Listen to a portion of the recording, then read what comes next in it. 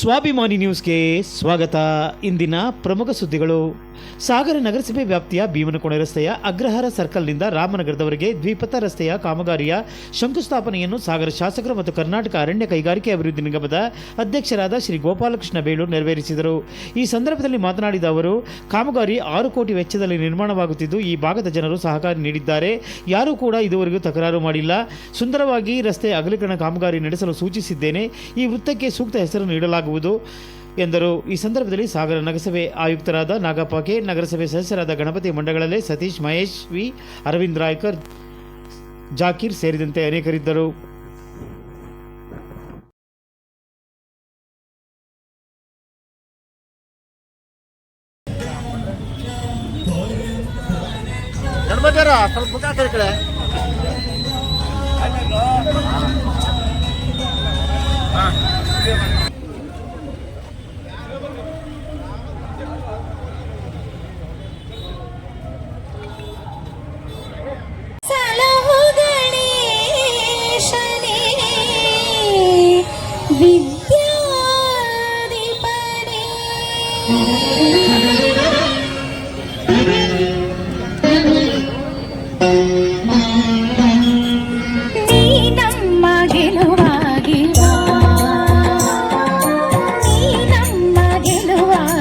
Observe ಮಾಡಿರ್ಬೋದು. ಕಳೆದ ಹತ್ರ 1.25 ವರ್ಷ ಆಯ್ತು ಚುನಾವಣೆ ಬಂದು.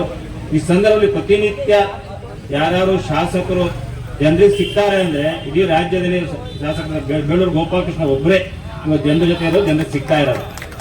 ಯಾಕಂದ್ರೆ ಈ ಸ್ಪಂದನೆ ಮಾಡುವಂತ ಗುಣ ಇರುವಂತ ಒಬ್ಬ MLA ನಾವೆಲ್ಲ ಆಯ್ಕೆ ಮಾಡ್ಕೊಂಡಿದ್ದೀವಿ. ಇವತ್ತು ಇವ್ರು ಬಂದ್ಮೇಲೆ ಈ ಹೊಸನಗರ ರೋಡ್ ಒಂದೇ ಅಲ್ಲ, ಇವತ್ತು ಏನು ನಮ್ಮ ರಾಣಿ ಚೆನ್ನಮ್ಮ ಸರ್ಕಲ್ ಇಂದ ಕೆಳದಿ ರೋಡ್ ಇದೆಯಲ್ಲ, ಅಲ್ಲೂ ಸುಮಾರು 5 ಕೋಟಿಯಷ್ಟು ಅನುದಾನ ಬಂದಿದೆ. ಅಲ್ಲೂ ಸಹ ಶೀಘ್ರದಲ್ಲೇ ಗುದ್ಲಿ ಪೂಜನ ಆಗತ್ತೆ, ಆ ಕಾಮಗಾರಿ ಶುರು ಆಗುತ್ತೆ. ಅದಕ್ಕೂ ಸಹ ನಮ್ಮ ಶಾಸಕರೇ ಕಾರಣ.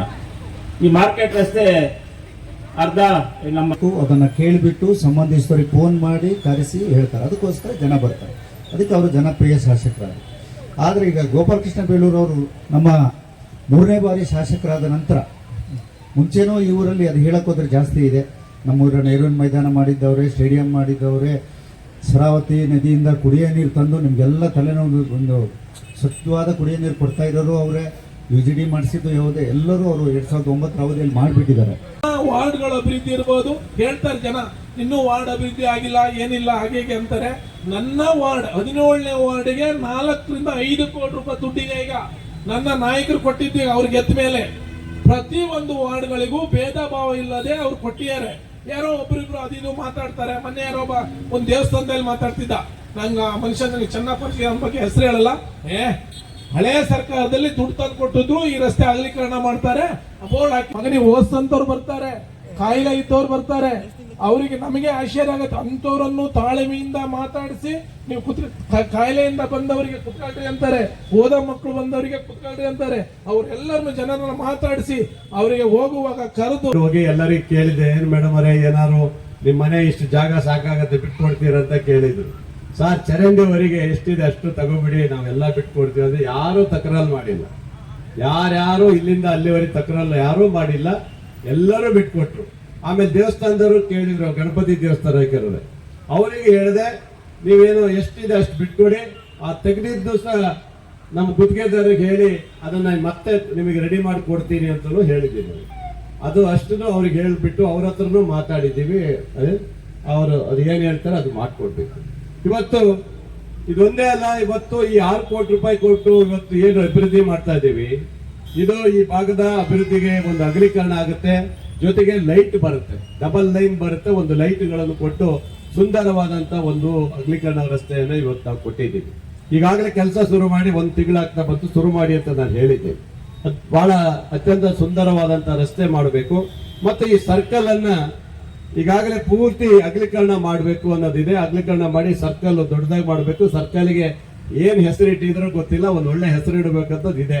ಹಿಂದೆ ಏನ್ ಹೆಸರಿಟ್ಟಿದ್ರು ಇದಕ್ಕೆ? ಗಾಂಧಿನಗರ ಸರ್ಕಲ್.